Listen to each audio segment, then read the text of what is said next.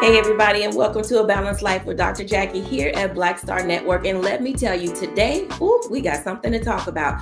We are going to be talking about the power of pivoting. I know it's hard. You can't pick yourself up. You don't know whether you're coming or going. You got too many voices in your head, people trying to tell you, do this, do that. But at the same time, we have some guests today who are going to give you some clarity, some direction, and the ability to say, I am capable of being able to pivot. I know it's not easy because most of you have said in years past that you do not like change, but it's a part of who we are and the life that we live. Today, we are going to be joined by Dr. Tierney, our level up coach, Katrina Smith, who is also a part of our balanced living coaching expert and educator. We're joined by family and life strategist, you know her, Charlotte Avery, also joined by Erin Bishop, community leader, author, and advocate. And our special guest today is Reverend Deborah Bell, who is not only a John Maxwell leadership coach, but she is also a career coach. And last but not least, we have Stacey Owens, author, educator, and all things get your business together. Hey, y'all. Hey. I am delighted that you all are here today. When we think about life and how it's lifing, when we think about all the things that we've heard these last several months, just getting into 2025, seems like our world has been turned upside down. And literally, people do not know whether they are coming and whether or not they are going. I want to jump right into our conversation today because over the past few months, we've heard a lot about our children, children who are being bullied, children who are taking their own lives, seemingly because people are talking in their households and other people have gotten the idea that it's okay to make other people feel bad about who they are. But how do we pivot, y'all? In your mind, in your heart, your soul, mentally, physically, spiritually, socially, emotionally, all the alleys. How do we pivot? I want to jump in with Charlotte Avery, our family life strategist, just to get some tips and tidbits about how do you transition the things that are going on, not only in your home, but with your kids at school, in college, middle school, high school. What does that look like when we're talking about how do we pivot our young? That is such a great question. And thank you for having me today, Dr. Jacquie. So here's the thing, like when for me, so I have pivoted with my children in two ways. One, I pivoted with myself when I started to do more as far as growing my business and things of that nature. So what that looked like for me was there were some things that I used to do that I just said, you know what? I've trained them in the way that they should go. And now they're old enough to do certain things. So that meant that I no longer had to do certain things for them, sometimes like making dinner all the time, washing clothes and things like that. The laundry is the devil. And so, I'd let those responsibilities go to them. But when I pivoted and I started doing more for my business, which meant that I was still doing more for my family, but in a different way, then that meant that some responsibilities, excuse me, they now took on. So I wanted to say that because when you're a mom and you're trying to pivot your family, it also is a conversation that you have to have. Like you can't just go rogue and be like, oh, I'm going to stop making dinner every day, or I'm going to stop doing laundry. It's a conversation of pivoting because sometimes we don't do that. Sometimes we don't even communicate and have a conversation just in our minds. We talk to ourselves and we're like, oh, I'm doing this. But they're like, well, what happened? Like, why are you doing all this? And you didn't have a conversation. So sometimes when you're pivoting, you have to have a conversation about how you're pivoting and how that's going to impact your house. That's the first thing. The second thing is this. Because I have so many children, I have children in college, I have children in high school, middle school, and elementary school, and all of them are going through different phases of life. And so what I've tried to do is as my children have gone from elementary school to middle school and high school and college, I've had conversations with them about friend groups and how they manage those friend groups, because sometimes we go into thinking, well, I'm going to have the same friends in middle school as I did in elementary school, only to realize that, oh my gosh, my same friend who used to be my bestie in elementary school or middle school, we're not even friends anymore in high school. And that can be really uncomfortable. And so when you have to pivot, and sometimes people no longer want to be your people, then you have to also teach your children about their own self-worth, so that when they pivot, they don't look at pivoting and changing friend groups and things like that as something really bad, but as a point of growth. Hmm. I like that what you said about a point of growth and having conversations. I want to invite Katrina and Stacy into this conversation who occupy that education space. And I'm doing this because oftentimes what happens in the home doesn't translate to the school building. And oftentimes that communication with parent, that communication with school and home, there's a disconnect there. And so mom is saying, when you get to school, do this, this, and this. And the teacher is saying, why are you having all these changes? And no one's talking. Nobody's sharing, because our generation, we grew up with what happens in my house stays in my house. And so oftentimes communication is left, and teachers, educators, administrators, Stacy and Katrina, are trying to figure out how to manage that dynamic of what is happening at the home, and then how does it translate into, well, how do we support you? Because school is community, and oftentimes community gets left out of the conversation. Let me start with Katrina. Talk to us about that as a educator, retired administrator. Where are the disconnects and why do they happen? Well, some of that disconnect is exactly what you said. We grew up in an era where what happens in our house stays in our house, and you don't go to school and tell that teacher our business. What we need to evolve to is that a three-pronged approach, right? Where the parent or the guardian is noticing changes and being a strong advocate for their child, and working with the school to make sure that the message and the situation is communicated to the proper person at the school. For example, your child may be going through a growth spurt. They've grown, they're larger than their other friends. They feel uncomfortable, uneasy. They don't have the same likes anymore. Instead of that child advocating, you as the parent make the phone call, have the conversation with the teacher, have the conversation with the administrator or the counselor, and say, we've noticed some changes. What are some recommendations that you can do for our child? Come up with a just a safety plan, but an emotional plan. Most time when parents think about things, they think we only run to the school when our kid gets in trouble. Run to the school when you notice changes. Develop that emotional support plan with your school so that they can help your child be successful while they're there. Being successful while they are there is important. Stacy talked to us, but you're in the building every day. You're running two schools. You've got a lot going on, parents, constituency, and your staff. So what does that look like in your day to day? And how do we engage parents and others in helping our children discover the power of pivoting?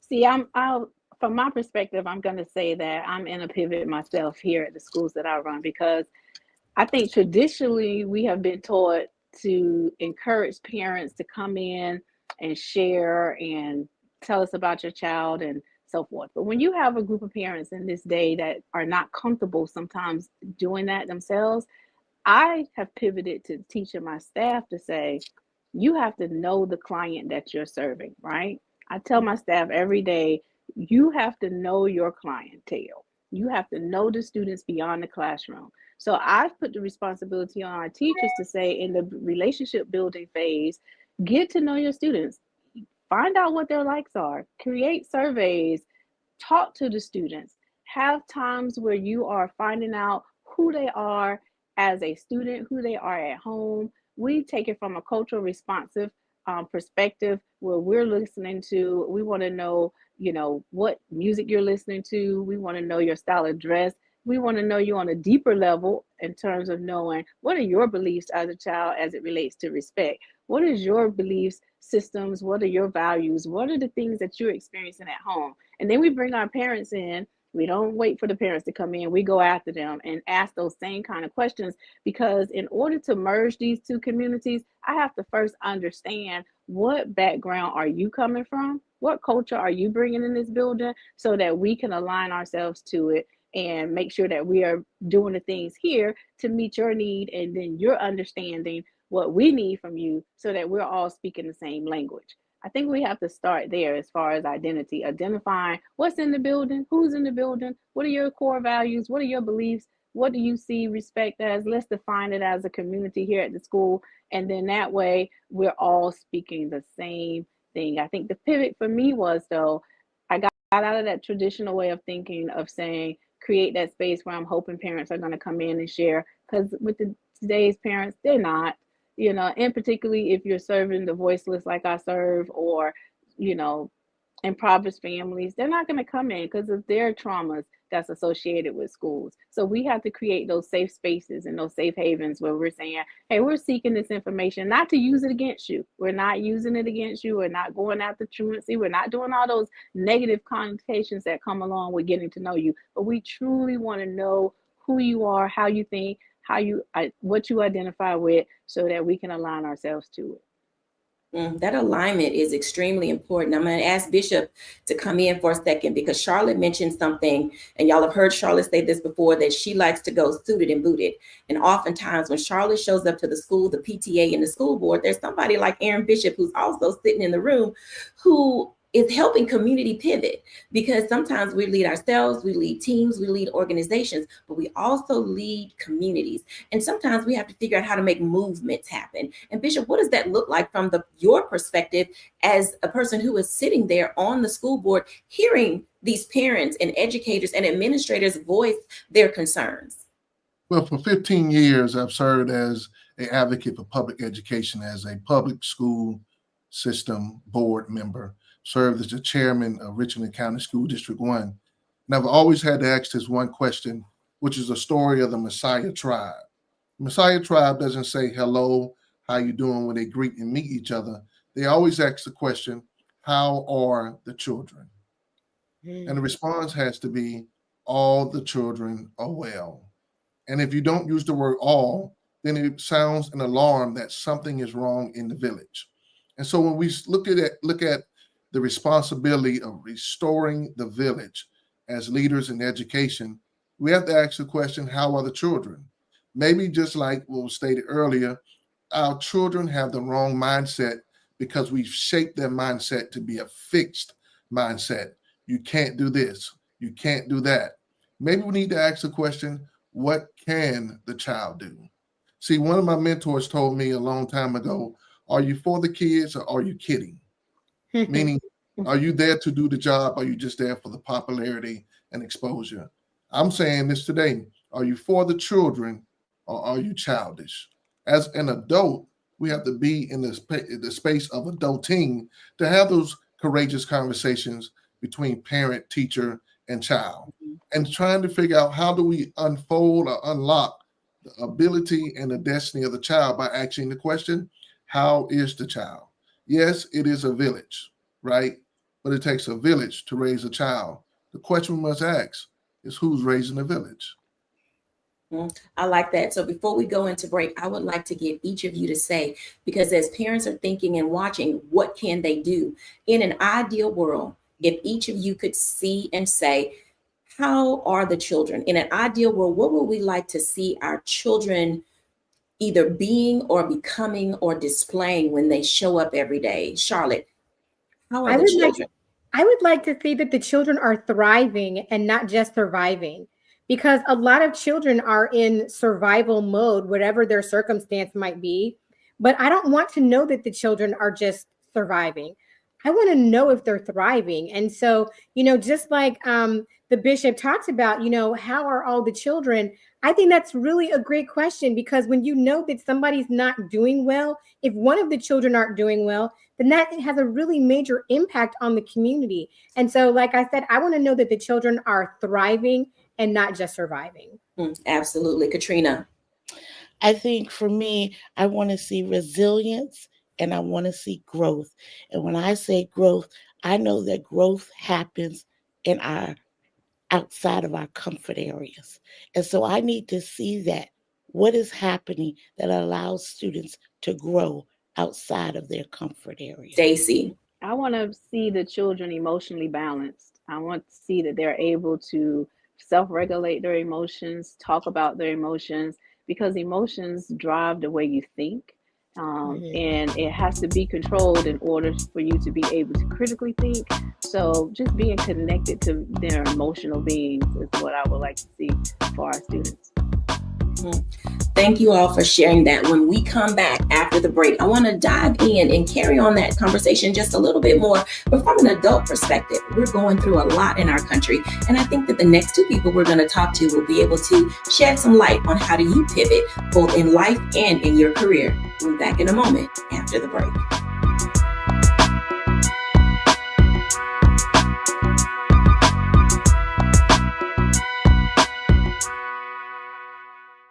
We begin tonight with the people who are really running the country right now. Now, Trump is often wrong and misleading about a lot of things, but especially about history. Donald Trump falling in line with President Elon Musk. In the wake of the unsettling news that MSNBC has canceled Joy Ann Reid's primetime show, The Readout, Roland Martin and the Black Star Network would like to extend an invitation to all of the fans of Joy Ann Reid's MSNBC show to join us every night to watch Roland Martin Unfiltered, streaming on the Black Star Network for news, discussion of the issues that matter to you, and the latest updates on the twice impeached, criminally convicted felon-in-chief Donald Trump and his unprecedented assault on democracy, as well as co-president Elon Musk's takeover of the federal government. The Black Star Network stands with Joy Ann Reid and all folks who understand the power of Black voices in media. We must come together and never forget that information is power. Be sure to watch Roland Martin Unfiltered weeknights, 6 p.m. Eastern at youtube.com/Roland S. Martin or download the Black Star Network app.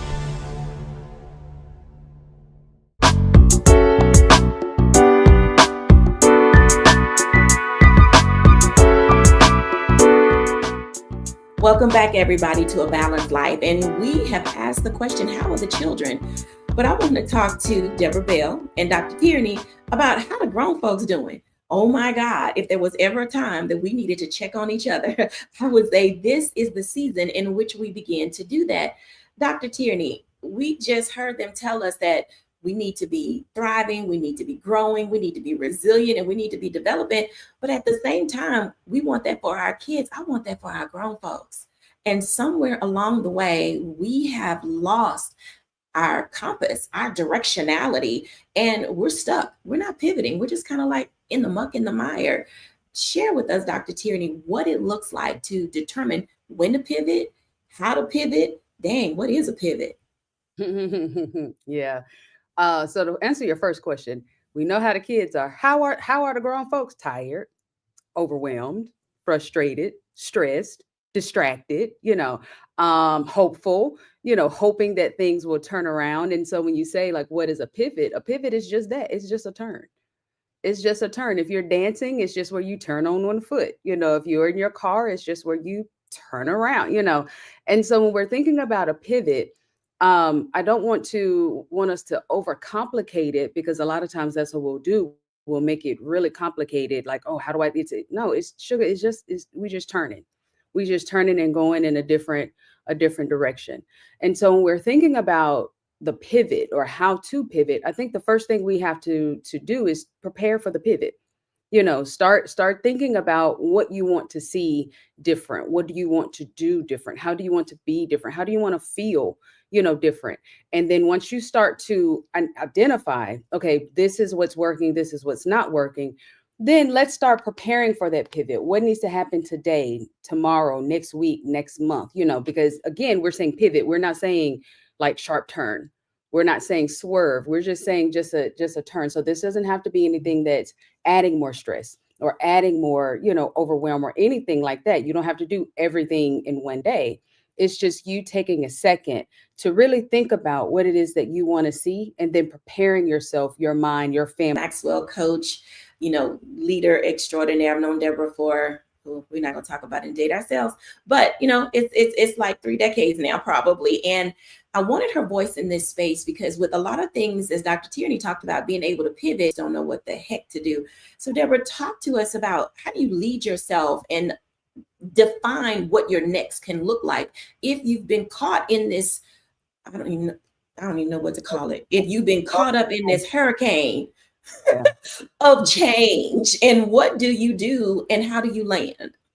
So many people right now have been caught in what you describe as a hurricane, but also can be described as a disruption in comfort zone, disruption in business as usual. So whenever we're facing these kinds of disruptions, I like to think about a pivot as a purposeful shift in direction. It gives us an opportunity to not just look at things the way they've always been, no matter what the disruption and how life is life and how that has occurred. This opportunity, and we don't often see it as opportunity. We look at the negative thing that's impacted us first. But when you can see it as opportunity, then you have to stop and assess, what do I need or want next? And I think that's a very important question when you're experiencing disruption, because often the disruption does not come from within a lot of times. Sometimes it may, but what we're experiencing now definitely has not come from within, and it's from without, but it still presents an opportunity for us to assess what should be next. What can my next look like? And when you begin to ask those kinds of questions, then it begins to fill your mind and your space with opportunities and options. Because initially, with a disruption, with a storm, we don't always first see the opportunity that's before us. So I think it's important that as we're moving in the space that we're in, to just think about, what could this next really look like for me? What do I already have? Because when we talk about pivot, it's not about starting over. It's about realigning what you already have with the purpose that you have. It's including all of the learning, all of the work experience and expertise that you have. What can you do with that now? So the pivot should also include in assessing, what do I have in my hand? What do I have that can propel me forward in this current situation? And I think all of those things should come into play and are very important in making sure that you pivot well. Again, a pivot is not about failure. It is not about starting over. It is understanding where you are and taking what you have to move yourself forward. I want to ask Dr. Tierney a follow-up to something that you said. Most of us don't live with our ducks in a row. So we don't even know what our access point is. Like, what is in my hand? Because this job is all I've known. This career is all I've had. This is what I've always done. Renaissance men and women don't exist as much as they used to. People aren't ready, Dr. Tierney. I know you talk about this some in your book, Level Up, and then your 30-day goal-getting plan. But a part of that is people don't even know themselves anymore because they became their job. They became their career. How now does the individual extrapolate themselves from what used to be to see that I can also do something new? Yeah. Let me just say what Deborah just said is spot on. Okay. And in order to be able to do some of the things what Deborah just said, the sugar, when a pivot is upon us, we cannot panic. Let me say that one more time. When the pivot is upon us, we cannot panic. You can't see what you got if you are running in a panic. You know, when things are seemingly burning down and, you know, the bottom is falling out. And, you know, typically what we do is we panic. And like you said, Dr. J, that's all we've known. If the only thing we've known has been this job or this city or this neighborhood or whatever this thing is, then when that thing is shaken, we typically go into a panic. And when we are in a panic, we can't think straight. we can't see things for what they really are. We won't be able to spot the opportunity, you know. And now if you add into that, if our ducks have already been quacking all over the place, and that one duck that you think is a duck but it's really a chicken is somewhere running around too, then you're all the more going to be even more stressed out, even more in an upheaval and a, you know, in a topsy-turvy. So the first thing I always suggest is just to stay calm, breathe. This is a perfect opportunity to connect with your higher power. Go talk to Jesus. Go have a whole conversation with him. The second thing to do is, this is a perfect time to, if you're don't have a therapist, don't have a coach, get you one. Because having that outside perspective that can give you some perspective on what you're feeling, that can give you some perspective on your circumstances and help you spot the opportunity, can save you a whole lot of time. Okay. My clients that come and talk to me when they are in a pivot, they don't have to go the 2, 3, 5 years that I had to go when my life burned down, and the job that I had, my good job that I had, all of a sudden was just ripped from up under me, and I didn't know what I was going to do. You know who came and saved me? Dr. Jacquie. She's the one that came and looked me eyeball to eyeball and said, girl, why you waiting on them to give you a job? You got all that talent, all them degrees, create your own job. And that's what then clicked the light bulb for me to then pivot, you know. But when we isolate ourselves and we get in this panic, you know, panic space, and we get over here in this corner, we can't see the opportunities. We can't see what's really ahead of us. We haven't invited anyone in to help us. We're not talking to Jesus. We're not calm. So it's going to be really, really hard for us to really get our ducks back in a row and find that one duck that's really a chicken. Okay. So don't panic. Go talk to Jesus, and then let's get connected with a coach or a therapist. You got a whole bunch of coaches right here on this one episode alone. Any of us, I'm just gonna speak for everybody on here. Call any of us, and we can help you pivot. So you're doing things that absolutely don't work. So how important, Deborah, is intention and purpose? Because some people just, well, I'm gonna try this. I'm gonna run over here and do that because it looked good, or somebody said they thought they'd be good at it. But oh Lord, help the people, Deb. Help the people. You know what? You bring up something that's so vital in creating change in your life. You have to move with intentionality and around purpose. Purpose is going to help you line up with what is truly important in your life and what you really enjoy doing and what you're really good at.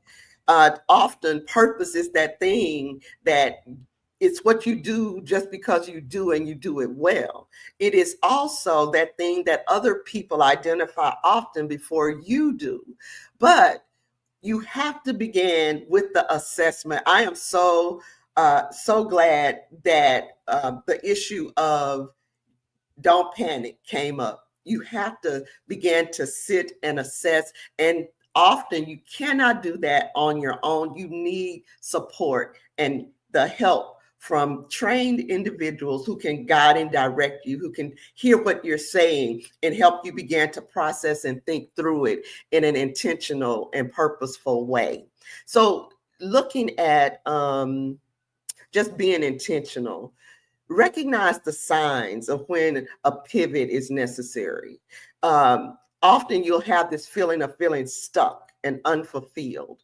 It may come as just this little nudge that there's more. And then it could be looking at the thing that you have been doing, even if it's snatched away, or if you have this feeling of, man, I'm really tired of doing this.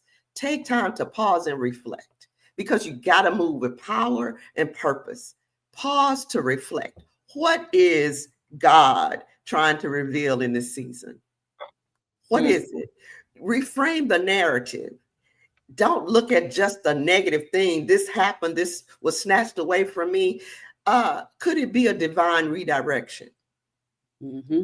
Own your story. Everything you've been through is preparation for where you're going. Everything. Take bold action. Small steps unblock bigger breakthroughs. So incremental steps can help create the change.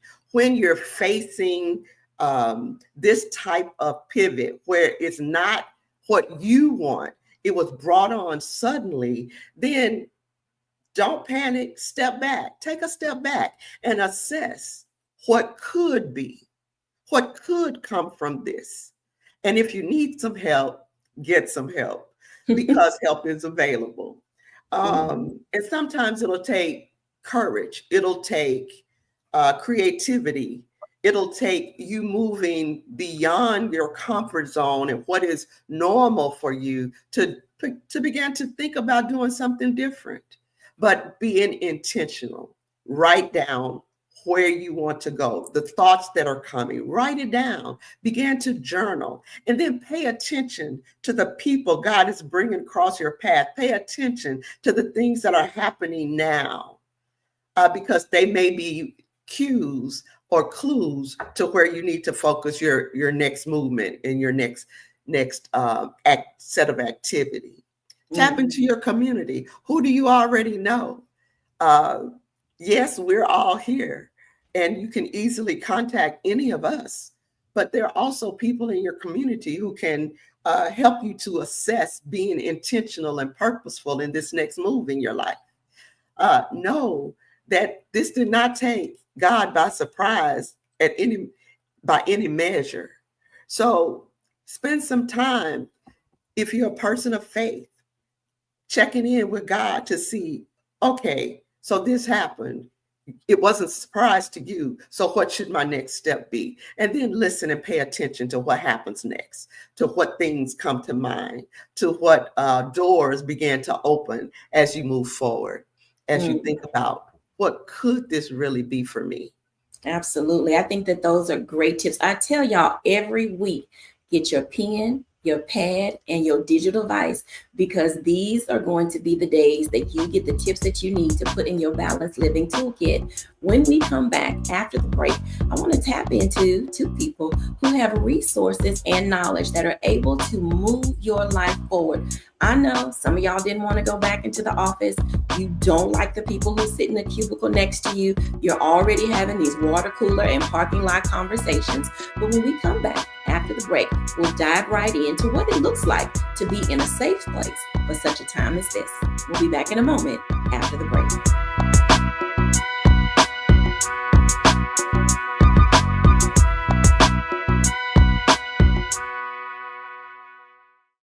Hello, I'm Isaac Hayes III, founder and CEO of Fanbase. Listen to what I'm about to tell you. The window to invest in Fanbase is closing. We've raised over $10.6 million of our $17 million goal. That means there's room for less than 6,370 people to invest in Fanbase for the average amount. The minimum to invest in Fanbase right now is $399. That makes you an owner in Fanbase today. Go to startengine.com/fanbase to invest. Why? Because current social apps have taken advantage of users for far too long, with content suppression, shadow banning, harmful racist content, and no real tools for monetization and equity. Fanbase has over 1.4 million users and counting, allowing anyone to reach all their following and monetize their content from day one. Social media is the new TV, and whoever owns the apps that distribute that content have the opportunity to own potential billion-dollar companies. While big platforms with uncertain futures are failing to serve their users, Fanbase is stepping up to fill the gap. Don't wait until it's too late. Invest now, invest for yourself and your future. Go to startengine.com/fanbase and own the next generation of social media.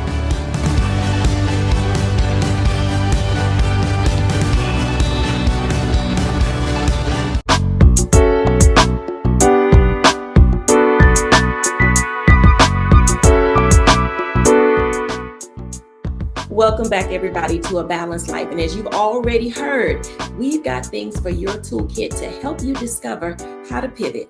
And in today's time and culture, we have moved sort of swiftly already into 2025, dealing with crisis and conflict that often require us to, yes, pull ourselves up, figure out how to go to what we need to get to so that we can be our best selves in the places where we find ourselves. Aaron Bishop, as well as Stacey Owens, both have books that intrigue me. Bishop's book on For Such a Time as This, as well as Stacey Owens on creating safe spaces for employees, as well as building an empire from ground zero are two people that I believe that we should be talking to, because some of you are going to have to start your next from scratch. Hey, y'all. Hey. Can you imagine starting your next from scratch? I mean, that is a pivot within itself. And oftentimes people don't know where to get started. People now already know whether or not they're going to stay working in the jobs that they have. Some of them chose to opt out and leave. And they're really, as we just heard, trying to be intentional about what they do next and how do they get there.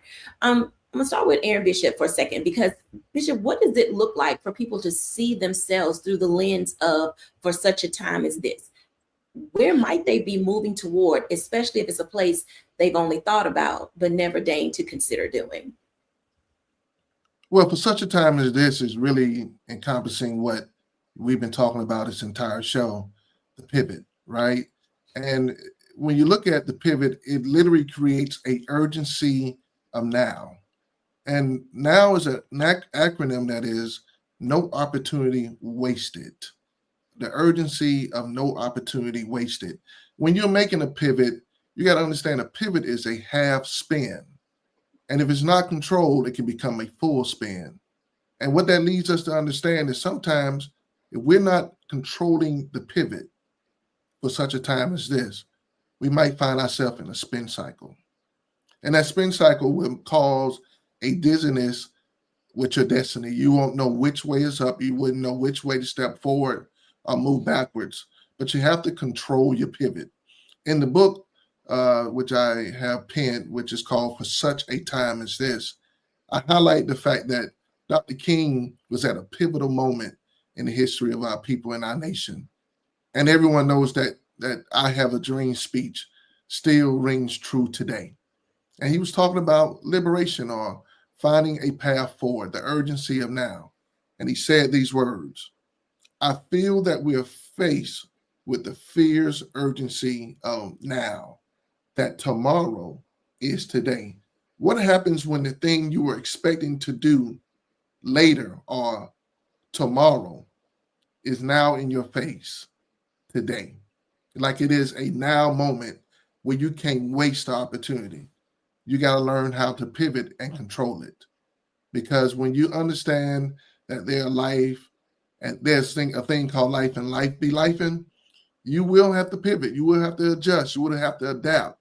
And that's what this book is all about. It's about you aligning yourself. It's about you becoming agitated enough to know that you got to do something now. It's about you assessing your group of people that are around you, which you are the average of. You have to understand that for such a time as this, is helping everyone understand that your next is your now. So if you stay ready, you don't have to get ready. Now that in itself is a word. Stacey, talk to us about that, because you literally built two schools from the ground up. You've been in administration and education for quite some time. Did you see yourself doing what you're doing, or was it always a dream? Because this may be now a time for a lot of people saying, I'm gonna pivot right into my dream and I've got all the skills and expertise to do it. Talk to us about it. I absolutely did not see myself as the person who would be creating two schools from the ground up. That was actually a charge that was given to me from God, and I was just being obedient in that. However, I think it was aligned to my purpose, because it has always been a dream for me to be an educator. So as early as the fifth grade, I knew that I wanted to teach and help others. I just didn't understand the full capacity. So I think the lesson in that is not limiting yourself to just your dream, because the higher being has, when he put his hands in it, he has the power to take your dream and make it way bigger than what you may be seeing it in as that moment. But will you be able to be flexible enough to go with it? Will you be able to be flexible enough to allow his pivot to take place? So I think we have to be in that space where George Shaw said that you don't have to wait till the right opportunity to do something.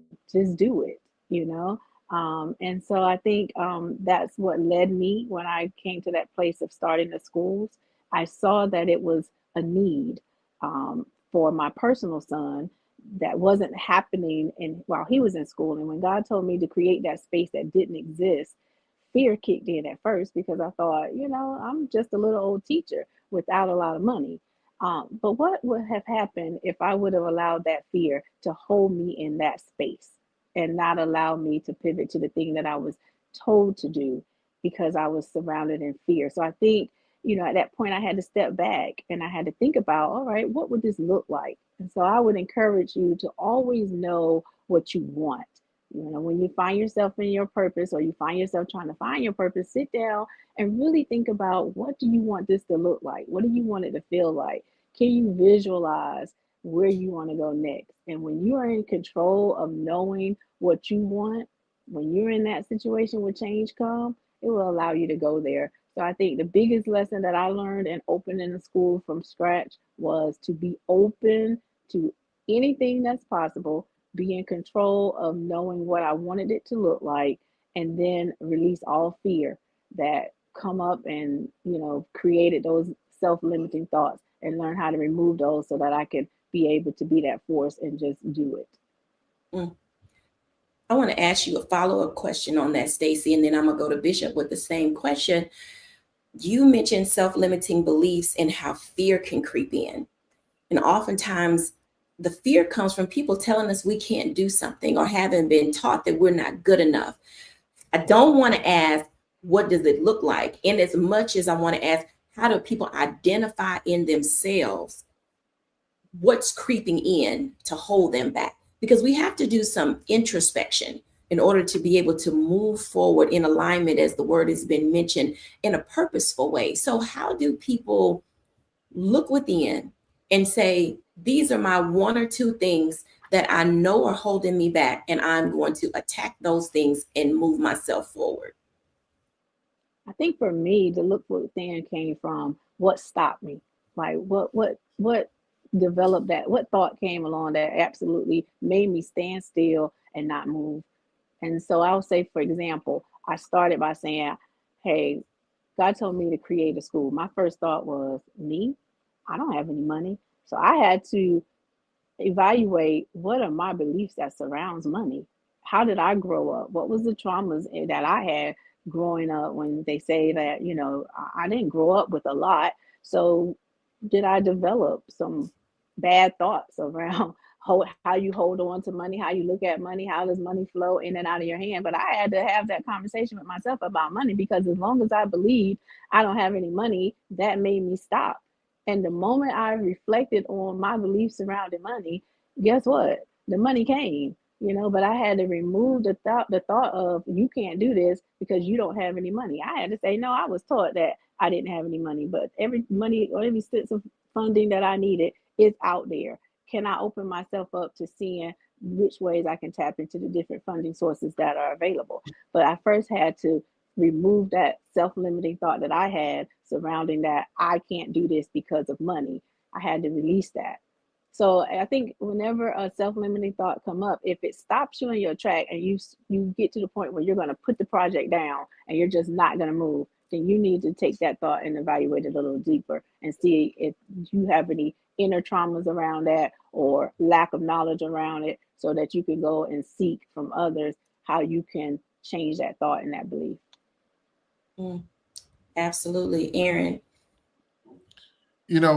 In the previous show, I didn't have this very handsome guy over my shoulder, which way it is right here, right? I had a portrait of Harriet Tubman. And I'm reminded of the Moses of the Promised Land, or the conductor of the railroad, the Underground Railroad, who said these words: I could have freed 1,000 more slaves if they only knew they were slaves. When we look at what Harriet Tubman did so courageously, it was literally just her following the North Star. In life, we all must know what our North Star looks like.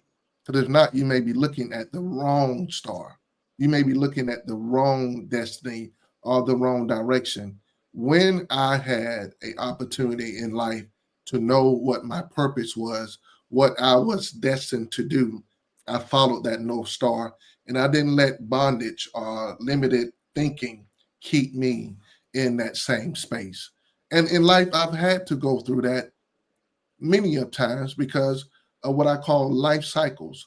When you go through your own evolution and your life cycles that allows you to become the person you are and evolve to the man you are supposed to be or the woman you can be, you have to look at that North Star and say, that is the way north. Even in the Bible, we look at the children of Israel, that they wandered around for years after years after years, until someone say, this is the way north. You may need someone who can coach you up to that, or someone who can look at your strengths, your weaknesses, your opportunities, your threats, and not spell out this SWOT, but spell out the NORTH in your life. Go north, my brothers. Go north, my sisters. When we come back after the break, I want to open up this conversation and this notion of paralyzed by purpose. And oftentimes people see their purpose, they know where they want to go, they think they do, but they don't know how to get there. But then there's this other notion that oftentimes that we literally have to pivot or perish, and people give us no choice. And so there's this ultimatum that's hanging over our head, which then paralyzes us again. When we come back after the break, let's dive in. We'll be back in a moment.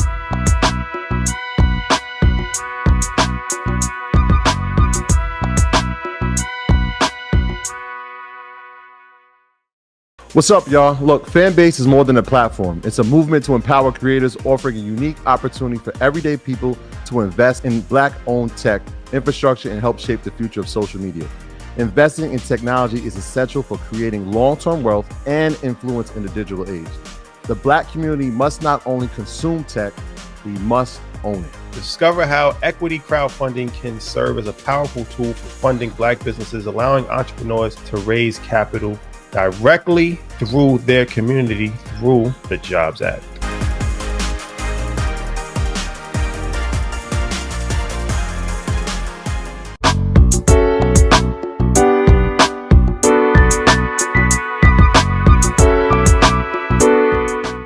Welcome back, everybody, to A Balanced Life. And we have definitely been talking about what does it mean to pivot, what does it look like, and how do you get there? I want to have a conversation with Dr. Tierney and with Katrina for just a moment about this thought and idea and concept that you can't have both. People literally put us in this space, ladies, where it's like you can have one or you can have the other. But it's like I can be paralyzed while I figure out my purpose. But I also recognize that if I stay in one place too long, I could perish because I stayed there too long. How do we get people in the frame of mind in reference that being balanced is okay? Because some things aren't an either or, it's a both and. Katrina, what does that look like when we're living in the both and phase? So we're going to call that the in-between phase, in between, right? And so while you might be paralyzed, something is gripping you tightly, and it could be physical, emotional, or just mentally. You have to fight. I go back to something Dr. Tierney said about, your higher being, reaching out, having that meditation moment, sitting with it, and realizing that you have to do what you think is impossible. You have to push yourself where you see that you can go. It's about taking action. Even when you don't know what to do, having that forward thinking mindset that I must take action on what is holding me back. I think when we think about, what do we do in the in between phase? We sometimes have gotten lax. We get uneasy, and we have to sit with it. We have to find a way to address the things that are holding us back, whether it's getting a coach, a therapist, someone we trust to talk to. We have to push ourselves beyond our comfort zone to push to what we know we need to do. I think, resilience is a key word that we use, adaptability, shift. There's shift happens. We need to make sure that we're doing the things that will allow us to shift when we become paralyzed with fear. Dr. Tierney, I know you got a word for us because I've read your books and your tips help me. And Dr. Tierney. Yeah, yeah. I actually want to reference something that Stacy just said when she just told us that in order to get over her fear, she had to do some self-perspective analyzation on her childhood traumas around money and her thoughts around money. A lot of times we get into this either or mindset because there's something from our childhood, some thoughts or something that happened that got us into a fixed mindset. Maybe it was you had to pick either you wanted a grape popsicle or orange popsicle. You couldn't have both popsicles. But whatever it was, for some reason we got inundated into this fixed mindset that told us we can only have one. We couldn't have both and so as we grow and as we mature, we hold on to that fixed mindset. But when we're talking about pivoting, when we're talking about purpose and really stepping into what God has for us, our God is a both and God. He is not an either or God. Now are principles that he outlines for us to follow. We have to be obedient. We have to listen to his directive. But there's not an either or. When I read my Bible, there's not an either or. It's a both and. Or let me say this: there is either you gonna do what he said, or you gonna be over here in some trouble. But when we're talking about going after the things that we really want to see accomplished and successfully pivoting, we have to have a nimbleness of mindset, a flexibility of mindset. We have to make sure that we are able to give ourselves the permission to see things in a way that we might not have experienced it before, to look beyond what is possible, to look at the hills from which cometh our help, to see what else does God have in store for us. And sometimes, a lot of times, because of our upbringing, because of our background, because of the things that we experience, because of the vicarious living we've done through our friends and family, we get locked into this fixed mindset of what could be. And that mindset has no it's not even close to what God has for us, the unlimited nature of all of the possibilities that God has in store for us. So in order for us to really tap into that, we have to get that flexibility of mindset. And that could often mean talking with someone that don't look like you, connecting with people that didn't grow up like you, getting comfortable in places that are typically uncomfortable for you. To get something that you've never had, you got to do something that you've never done. You got to talk to people that you've never talked to before. You got to go places where you've never gone before. So when we're talking about a pivot, we have to make sure we understand that that's an uncomfortable place to be. And we can have the both and when we can have the amazing life and we can have that unlimited possibilities and all of that. But you have to make the decision. Am I going to stay here in this fixed place, this fixed mindset, with this either or mindset that was given to me? And am I going to continue to nurse these traumas that I maybe didn't know as a trauma, but it's holding me back? Am I going to keep getting stuck at these stumbling blocks?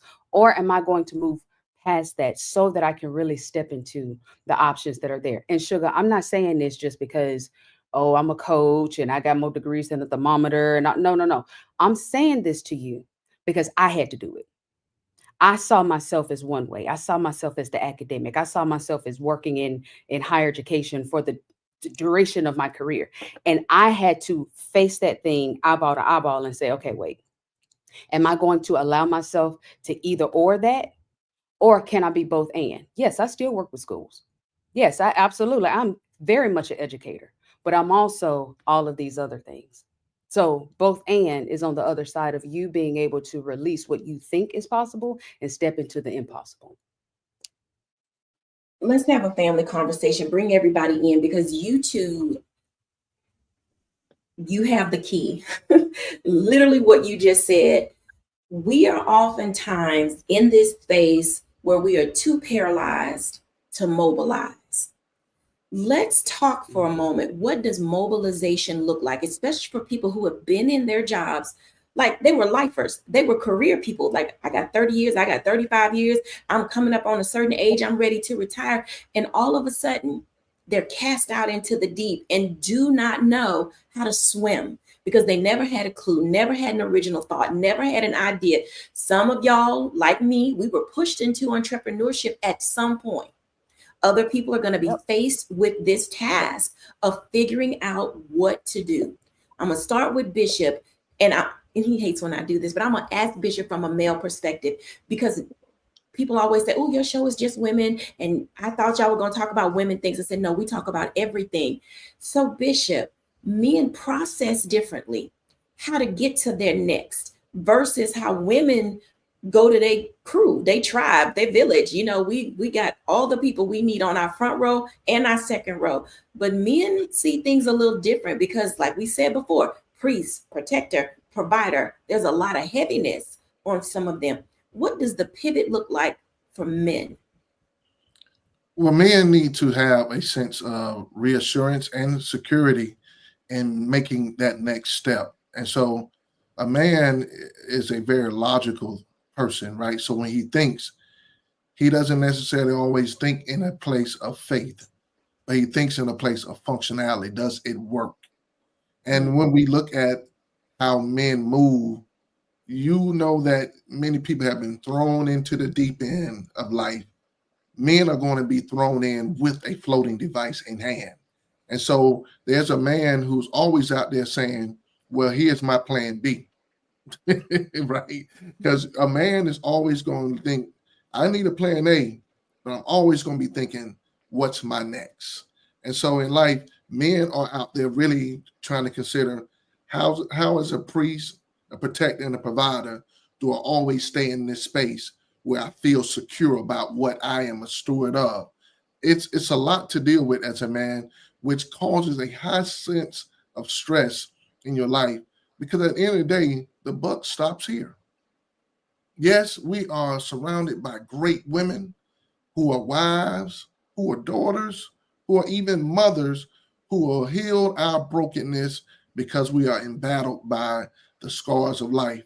But that man who is a lion in life sometimes need to feel that lamb experience, because we operate in a lion mentality where we're going to attack, we're going to protect, we're going to be the king in the jungle.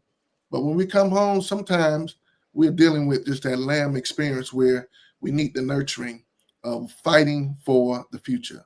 In life, when we are dealing with this pivot and this opportunity to always think of what's next, the brother, the man in your life is always saying, I got to stay ready. And that spirit of readiness can be fatigue. Many men out here are dealing with readiness fatigue because they always got to stay ready. They can never be caught off guard with the challenges of life. So it can be a lot on us. It can be a lot on us. And sometimes we are silent about that suffering, silent about that struggle. But when we do speak, hopefully there's someone there to listen. Hopefully there's someone there to listen. Dr. Tierney, paralyzed to mobilize. How do we get there? I think it goes back to not panicking, making sure that we're not panicking, making sure that we are properly managing our fear, because we're not mobilizing because we're so afraid, we're so insecure, we're allowing those things to go bump in the night to dictate what we do instead of allowing our faith to move us forward. So making sure that you really get a grip on that fear, you really tackle that thing to the ground, again, get some help, in that, because that's the only way we're really going to be able to mobilize. Absolutely. Deb. So this was really good because it brought me back to my experience with people who have been let go of jobs. I worked in outplacements for over 15 years. And one of the things that I recognized working with people who have just been notified that they no longer have that 20-year job, that 15-year job that they have built their whole life around. Once people recognize the skill and expertise that they have, it gives them a sense of confidence. So the assessment has to take place for people to now look at, what do I have? Yes, the immediacy of the disruption, it may cause panic, but the key is taking time to reflect on what you really do have. Sometimes that may mean a shift in identity, understanding who you are, because the identity was associated with the job. And then a refocus on, what is my true purpose?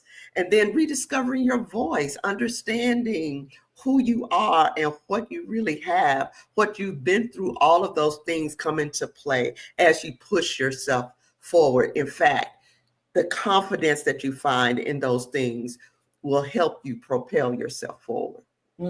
Absolutely. Stacy. I was thinking from the perspective of, if you keep your gifts and talents, things that you like doing, things that you're skilled at, like she just said, in the forefront, that'll keep you passionate about what you want to do. And then you align that to these global shifts and these changes that's going on in the world around you, that'll keep you mobilized. So I think when you start thinking you got to start over or something new, or you forget who you are and what you bring to the table, it'll make you think that you got to stand still. So, for instance, I'll say for me, when I opened my high school, in my mind, I thought it was going to have, 100 kids, thousands of kids flowing in. And it ended up the first year with just 20 kids. And I thought, oh, should I panic? What should I do? I just aligned myself to the new changes that's going on right now with micro schooling. And I said, you know what? We have a micro school.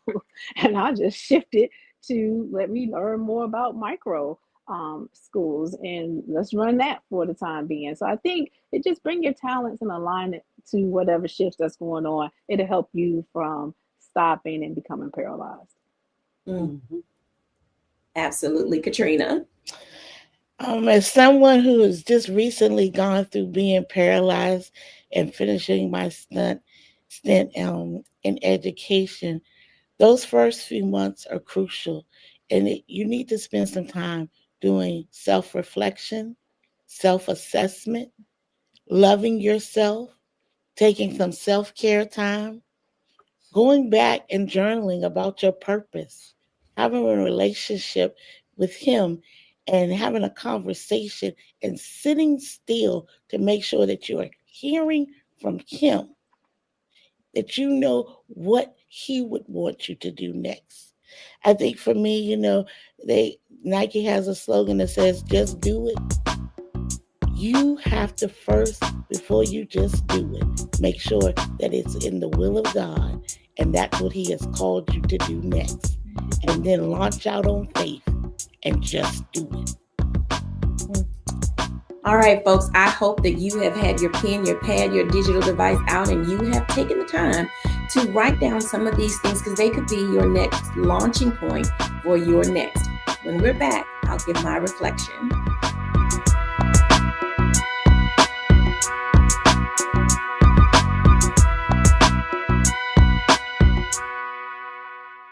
Hello, I'm Isaac Hayes III, founder and CEO of Fanbase. Listen to what I'm about to tell you.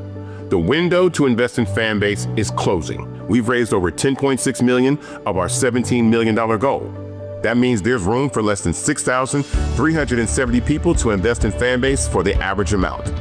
The minimum to invest in Fanbase right now is $399. That makes you an owner in Fanbase today. Go to startengine.com/fanbase to invest. Why?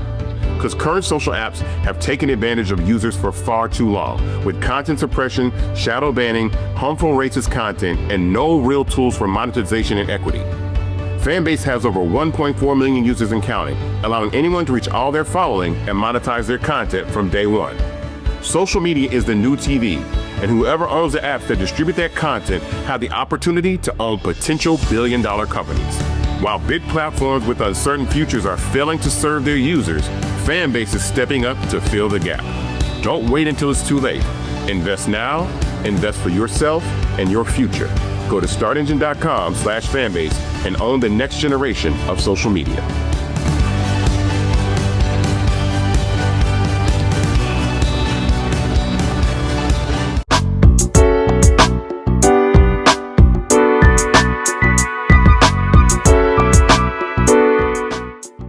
Welcome back, everybody. And today, my reflection is simple. Don't be paralyzed by fear. Allow yourself to take the time that is needed to not only look inside of yourself to see what you have, but also engage in meaningful conversations with people that are in your circle. In these times, we cannot go it alone. Yeah, I know many of you have been accustomed to working in a silo, trying to figure out how you should do it. How's that been working out for you? So talk to some people. Figure out what it is you want to do, write it down, and then allow yourself to take it day by day and step by step. It is in these times that you can discover not only do you have the financial resources, but you also have the applause of people that have been rooting for you all along. This is the power in pivoting. Bye now.